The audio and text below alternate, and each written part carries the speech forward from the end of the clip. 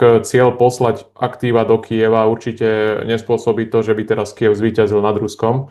Zrejme nespôsobí to, že by Rusko nechcelo tieto aktíva späť a že by na to nereagovalo. Určite finančná reputácia EÚ nezostane rovnaká ako predtým a to už by z Európy mohli rezervy sťahovať aj iné štáty, napríklad z Blízkeho východu, lebo si nebudú istí, čoho všetkého sú takí ako pani Lajenová, Šefčovič, Kalasová schopní.